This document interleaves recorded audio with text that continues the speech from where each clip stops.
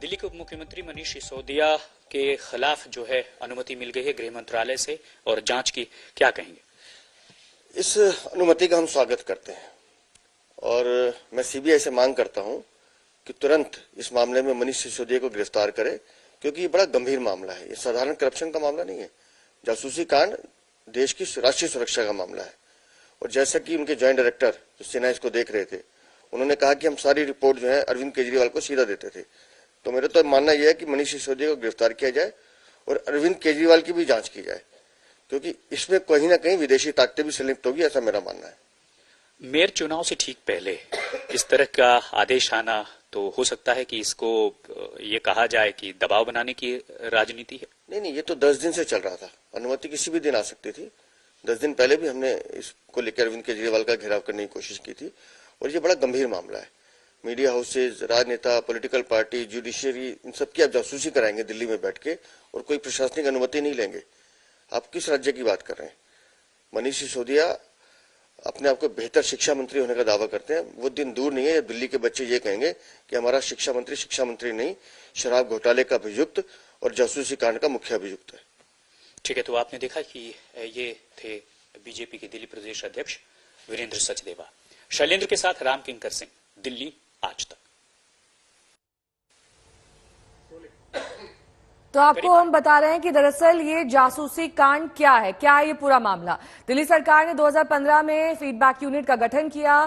Cabinet note के जरिए इसे बनाया गया, जिसमें एलजी की मंजूरी नहीं ली गई और यही सबसे बड़ा बवाल का मुद्दा बना।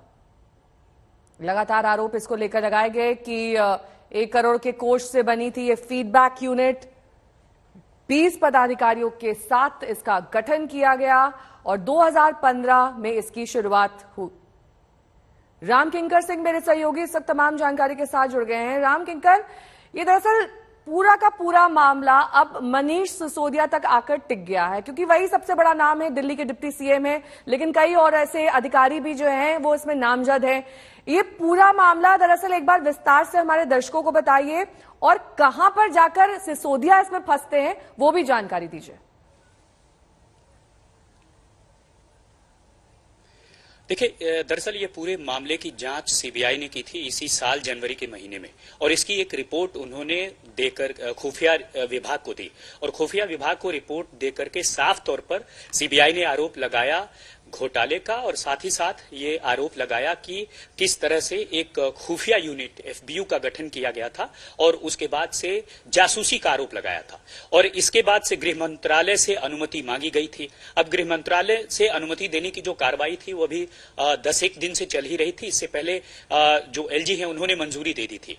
अब गृह मंत्रालय के आदेश के बाद, जांच के आदेश के बाद, जाहिर तौर पर इस पूरे मामले में जो आंच इसकी पहुंचेगी वो जाहिर तौर पर सिसोदिया की मुश्किलें जो है वो और बढ़ सकती हैं। इन सब के बीच आपको बता दें कि ये आरोप दिल्ली बीजेपी बार बार लगा रही थी कि जो एफबीयू यूनिट है दरअसल इससे जासूसी कराई जा रही थी अधिकारियों की, व्यापारियों की। और ये सब कुछ आरोप जो है दिल्ली बीजेपी ने ये कहा है कि इसमें जब गठन किया गया था इसका तकरीबन 1 करोड़ रुपए खर्च किए गए थे।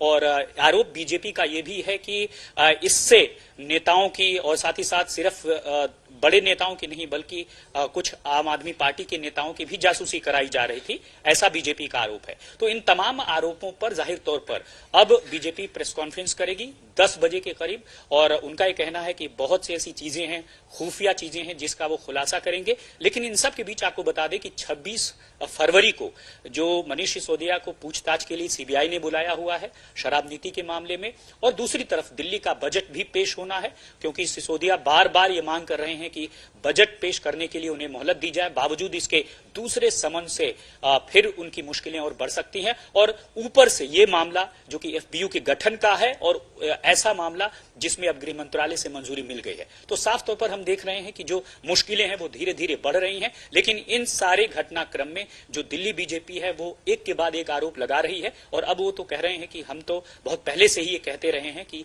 एफबीयू यूनिट जो की गई थी वह उसकी कोई स्वीकृति नहीं ली गई थी, ना ही प्रशासनिक स्वीकृति ली गई, ना ही एलजी से कोई मंजूरी ली गई। और इन सब के बीच में जो आम आदमी पार्टी ने है वो बताया है कि ये आरोप जो है इस बीच बड़ी खबर आपको बता दें, सीबीआई जांच पर पर अब सिसोदिया बोले हैं। उन्होंने कहा कि झूठे केस करना कमजोर इंसान की निशानी है। लगातार अपने बचाव में सिसोदिया आते हुए और ये कहना है उनका कि आप बढ़ेगी तो हम पर और भी केस आएंगे। पहले ही आबकारी केस उन पर चल रहा है, अब ये एफबीयू यूनिट के गठन की जो